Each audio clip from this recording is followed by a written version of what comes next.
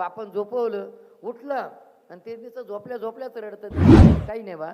पण उठल्यानंतर डायरेक्ट जोडीत बसायला लागलं ते का समजायचं का बाळ आता बसायला लागलं. या टायमाला जोडीतून पाळण्यातून काढून धरती मातेवरती बसवायचंय ना, त्याच्या अगोदर मात्र सारून पुसून घ्यायचं. तिथं मात्र हळदी कुंकू व्हायचे. असा अर्धा चंद्र काढायचा आणि अर्धा चंद्र काढून त्याच्यामध्ये मात्र वस्तू ठेवायच्या. मग वस्तू काय, गाडीची चावी, तिजोरीची चावी, घराची चावी, भांडे, वही, पेन, तिथं मात्र आपल्याला भस्माची वडी, एखादी माळ, एखादा ग्रंथ, विधीचं पुस्तक. आता त्याच्यामध्ये चाकू सुरी पण ठेवायची, चाकू सुरी पण ठेवायची.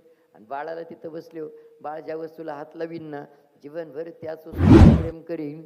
बाळानं विधीचं पुस्तक घेतलं तर विधीचं पुस्तक वाचीन, ग्रंथाला हात लावला तर ग्रंथ वाचीन, एखाद्या घराच्या चावीला हात लावला घर सांभाळीन, गाडीच्या चावीला हात लावला गाडीच सांभाळीन. गाडी नसली तरी घेऊन ठेवा लागल. मग ती जत्रातली नाही, जत्रातली नाही, गाडी घेतली म्हणजे तिला पेट्रोल डिझेलचा फट खर्च करायसाठी पैसे बँकेत ठेवा लागल.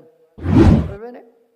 माळ तिला लावलं, माळीला हात लावला, माळीचा जप करीन.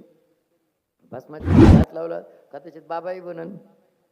भस्माच्या वडीला हात लावला आणि चाकू सुरीला हात लावला, समजायचं हे आश्चर्य पावशेरी पिऊन येईल आणि ते आईबापाला चाकू दाखवीन.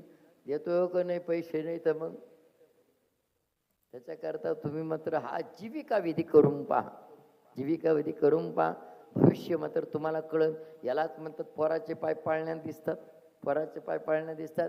आता अभिष्ट चिंतन